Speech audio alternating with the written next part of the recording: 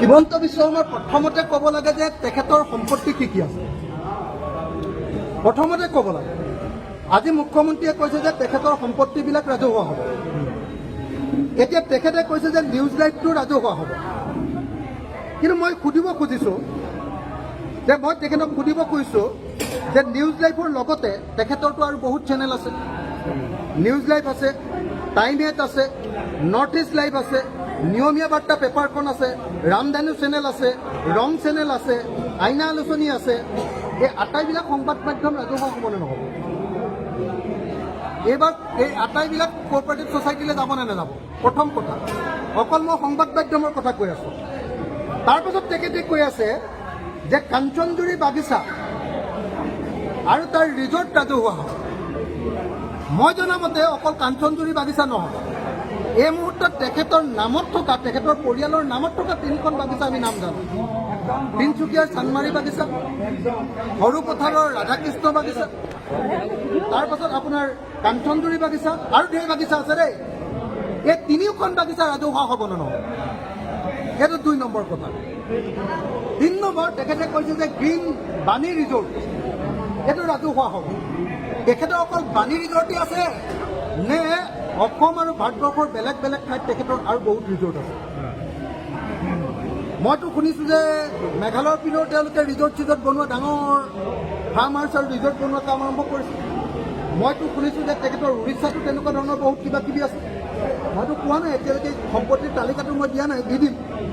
আমাৰ হাতত আছে তেনেকুৱা শ তেখেতৰ সম্পত্তিৰ তালিকা আমাৰ হাতত আছে, দি দিম। বন্দা স্কুলৰ কথা কৈছিলে, বন্দা স্কুল তেখেতে কৈছে যে জুৰুডৰ কোটিটকীয়া মাটি, জুৰুডৰ যিটো মাটি, সেই মাটিটো শিৱ মন্দিৰলৈ কি বনাম বুলি কৈছে, হয়নে? তাৰপিছত আপোনাৰ তেখেতে কৈছে যে আমাৰ এইটো কি কয়, আপোনাৰ গণেশগুৰিৰ সিফালে এডোখৰ কি বুলি কয়, অগ্ৰদূত যে আছে,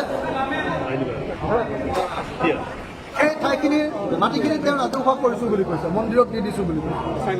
তো তেনেকৈ মই শুনিছোঁ তেখেতৰ উজান বজাৰটো মাটি লৈছে আৰু গুৱাহাটীৰ বিভিন্ন ঠাই একদম নিউজ লাইভৰ ওচৰে পাজৰে ধেৰ মাটি লৈছে। আৰু মই তালিকাখন দি দিব খোজা নাই, যিখিনি মানুহে জানে অকল সেইকেইটা কথাই কৈ আছোঁ। মই সেই আটাইবিলাক, প্ৰথম কথা, অসমৰ মুখ্যমন্ত্ৰীয়ে এই সম্পত্তিবিলাক ৰাজহুৱা হ'ব বুলি কোৱাৰ আগতে অসমৰ মুখ্যমন্ত্ৰী আৰু তেওঁৰ পৰিয়ালৰ কি সম্পত্তি আছে তেওঁ সম্পত্তিৰ তালিকাখন ৰাজহুৱা কৰে। তেখেতৰ পুত্ৰ আৰু তেখেতৰ পৰিয়াল, তেখেতৰ মাতৃ, তেখেতৰ পত্নীৰ নামত কিমানটা কোম্পানী আছে সেইটো ৰাজহুৱা কৰি দিয়ক। মুঠ কোম্পানী কেইটা আছে এইটো ৰাজহুৱা কৰি দিয়ক। দিল্লীত তেওঁ কেইটা ঘৰ আছে সেইটো ৰাজহুৱা কৰি দিয়ক। এইবিলাক ৰাজহুৱা কৰি দিয়াৰ পাছত তাৰপাছত তেওঁ কোনদিনা এই গোটেইবিলাক সম্পত্তি মানুহৰ নামত উইল কৰি দিব, এইটোতো তেওঁকতো আমি বিশ্বাস নকৰোঁ। মই জনামতে কাজিৰঙাত তেওঁ ঢেৰ মাটি আছে। আপোনালোকে নিশ্চয় জানে যে এবাৰ কাজিৰঙাৰ কহৰাৰ 11 বিঘা মাটি তেখেতে বোকাখাতৰ SDO অফিচৰ পৰা চৰকাৰী মাটি এলটমেণ্ট লৈছিলে। মই তাৰ বিৰুদ্ধে প্ৰতিবাদ কৰিছিলোঁ কৃষক মুক্তি সংগ্ৰাম সমিতিৰ সম্পাদক হিচাপে। তেতিয়া তেখেতে সেই 11 বিঘা মাটি আকৌ চৰকাৰক ঘূৰাই দিছিলে। এতিয়া কিন্তু তেওঁ আগফালৰ মাটিখিনিও কিনিলে আৰু তাৰ সেই 11 বিঘা মাটিও এতিয়া পূৰা বাউণ্ডেৰী মাৰি লৈছে।